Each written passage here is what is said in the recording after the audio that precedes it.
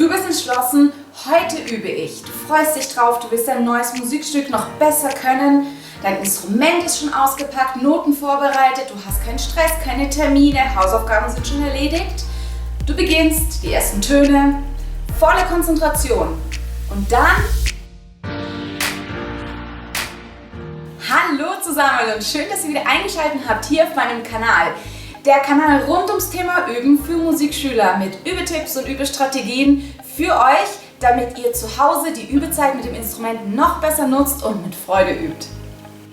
Also was tun gegen Ablenkung? In diesem Video möchte ich euch ein paar Tipps verraten, damit ihr beim Üben, aber auch beim Lernen nicht abgelenkt werdet. Die größte Ablenkung beim Üben kommt leider von dir selbst. Wenn du nicht weißt, was du willst und einfach orientierungslos drauf losspielst, dann garantiere ich dir, kommt die Ablenkung sofort. Wenn du ohne Fokus übst, dann wirkt alles andere viel interessanter.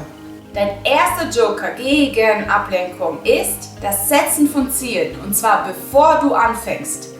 Ich weiß, ich wiederhole mich hier und diejenigen, die schon ein paar Videos von mir gesehen haben, kennen das, aber es ist so wichtig. Sobald du weißt, was du erreichen möchtest und es aufgeschrieben hast, dann kannst du dich voll und ganz auf diesen Punkt konzentrieren. Aber niemand kann sich unbegrenzt konzentrieren. Das ist einfach nicht möglich.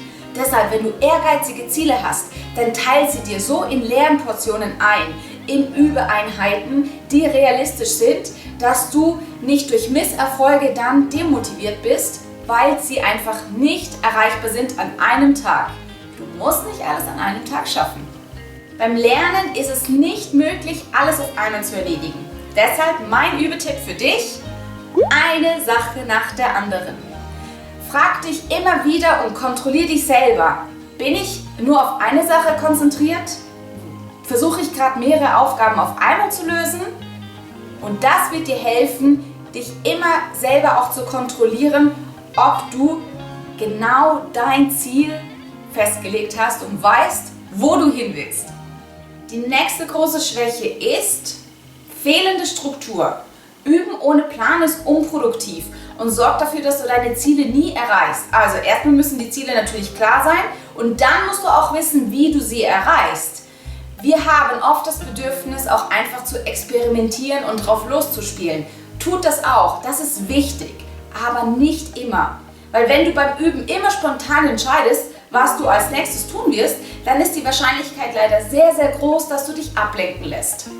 Es reicht schon, wenn du einen Mini-Plan aufstellst. 30 Sekunden Übeplan, das ist genug. 30 Sekunden für dein Übeziel, 30 Sekunden für einen Plan, wie du dieses erreichen möchtest, mit welchen Übungen. Nicht zu viel schreiben, ganz kurz, knapp, aber das wird dir helfen, dass du einfach weißt, was du in deiner Zeit erledigen möchtest und so nicht abgelenkt wirst durch spontane Einfälle. Der nächste wichtige Schritt, um Ablenkungen zu vermeiden, ist kein Chaos am Übeort.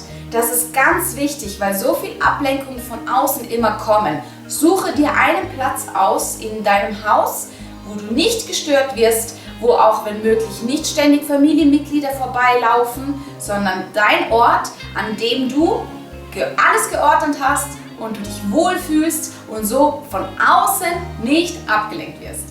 Ein wichtiger Schritt, um nicht abgelenkt zu werden beim Üben, ist Handy weg. WhatsApp, Instagram, TikTok, YouTube ist Ablenkung Nummer 1 und Produktivitätskiller Nummer 1. Nicht nur für dich, sondern auch für mich. Und deshalb am besten einfach das Handy weglegen in einen anderen Raum. So kommt man gar nicht in Versuchung zu schauen, ob die Freundin, der Freund schon geantwortet hat oder ein neuer Post auf TikTok oder Instagram schon online ist. Deshalb am besten einfach wirklich weglegen und Online-Störquellen vermeiden. Man kann auch Apps installieren, die für eine gewisse Zeit dann die mobilen Daten blockieren, dass man die Apps nicht nutzen kann. Auch das ist eine Möglichkeit. Flugmodus einstellen. Auch das ist möglich, wenn du zum Beispiel das Metronom oder Stimmgerät auf deinem Handy nutzt, dass du einfach keinen Zugang hast zu diesen Apps, die dich stören können. Vielleicht sagst du, ich lasse mich nicht ablenken, das Handy liegt nebendran, aber umgedreht, ich sehe den Bildschirm nicht, es ist auf lautlos, das kann mich nicht stören. Das habe ich auch gedacht, aber Forscher haben herausgefunden, dass selbst wenn das Handy in der Nähe liegt, selbst wenn es auf lautlos ist und der Bildschirm verdeckt ist, dass wir uns trotzdem davon ablenken lassen. Das Gehirn weiß, das Handy liegt da und unterbewusst kommt das Signal, schalte dein Handy ein, schaue doch nach, ob es was Neues gibt. Das ist da und bleibt da, ob du willst oder nicht. Deshalb überliste dich selber und lege es einfach wirklich in einen anderen Raum, dass du es nicht siehst.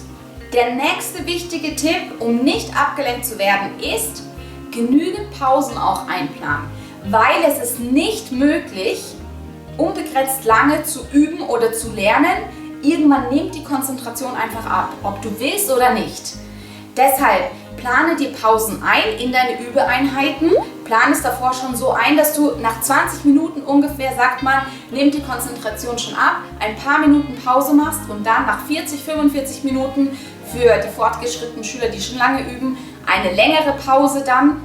Aber in diesen Pausen nicht dann auf Instagram scrollen oder auf TikTok nachschauen, was es Neues gibt, sondern trink ein Glas Wasser, mach ein paar Bewegungsübungen, mach das Fenster auf, frische Luft, mach etwas, was dich wieder erfrischt, dass du danach wieder konzentriert an die Arbeit gehen kannst.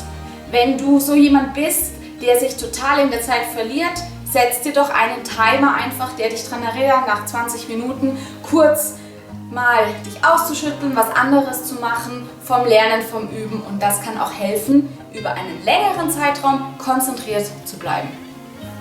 Der nächste tolle Tipp, um nicht abgelenkt zu werden, ist eine Ideenliste führen. Beim Üben und beim Lernen kommen manchmal die fantastischsten Einfälle, was du ausprobieren möchtest. Und am liebsten würdest du das Instrument gleich weglegen und es gleich ausprobieren. Aber nein, und das ist toll, dass du so Einfälle hast, das passiert mir auch oft. Fantastische Ideen, die dann plötzlich kommen. Schreib es dir auf. Die Einfälle, die dir gerade kommen, deine Ideenliste, hab einfach einen Zettel nebendran, schreib es dir auf und mach dann weiter und probier es dann später aus. Was hilft noch, um nicht abgelenkt zu werden beim Üben? Wichtig ist auch deine eigene Einstellung. Wenn du mit Freude und mit einer positiven Einstellung ans Üben rangehst, dann fühlst du dich auch besser, bist konzentrierter und wirst weniger abgelenkt und du freust dich und fühlst dich dann nur noch besser hinterher, wenn du deine Ziele dann auch erreicht hast. Denke an deine Ziele und für die schwierigen Ziele stelle dir vor, wie du dich fühlst, wie stolz du sein wirst, wenn du diese dann auch erreicht hast. Nimm dir aber auch fest vor, nicht aufzuhören, bevor du fertig bist mit deiner Aufgabe. Konzentriere dich aber auch auf deine Stärken und rede dir nicht ständig ein, was du nicht kannst, sondern sei stolz auch schon auf das, was du gelernt hast und was du erreicht hast. Die positive Einstellung und die Freude daran kommt von dir. Du musst deine Gründe finden, warum dir das Instrumentspielen Spaß macht und warum es sich für dich lohnt, damit zu bleiben. Nicht für jemand anders, sondern für dich. Und das wird dir Mut zusprechen. Und dann schaffst du auch die Dinge, die du dir vornimmst.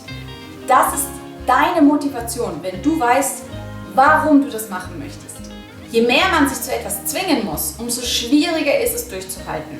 Deshalb ist es auch ganz wichtig zu wissen, was für ein Lerntyp man ist. Weil es gibt so viele verschiedene Wege zum Lernen, zum Üben. Und was für mich funktioniert, funktioniert für dich vielleicht gar nicht. Deshalb versuche herauszufinden, was für dich gut funktioniert beim Üben. Und nächste Woche gibt es ein neues Video, in dem ich erkläre, welche Lerntypen es gibt und wie du entdecken kannst, was für ein Lerntyp du bist. Also, damit du es nicht verpasst, abonniere doch den Kanal, klick auf die Glocke, damit du dann benachrichtigt wirst, wenn das Video online ist.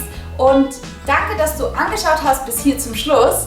Ich hoffe, dass dir diese Tipps helfen können, dass du beim Üben nicht abgelenkt wirst. Und ich freue mich von dir zu hören, welche Tipps du ausprobiert hast, was dir hilft.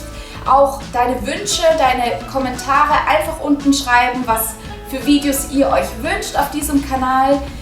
Viel Spaß beim Üben diese Woche. Nicht ablenken lassen, nicht aufgeben, ausprobieren, und ich freue mich dann nächste Woche, wenn ihr wieder einschaltet und dabei seid für ein neues Video mit Übetipps für euch. Viel Spaß beim Üben. Tschüss!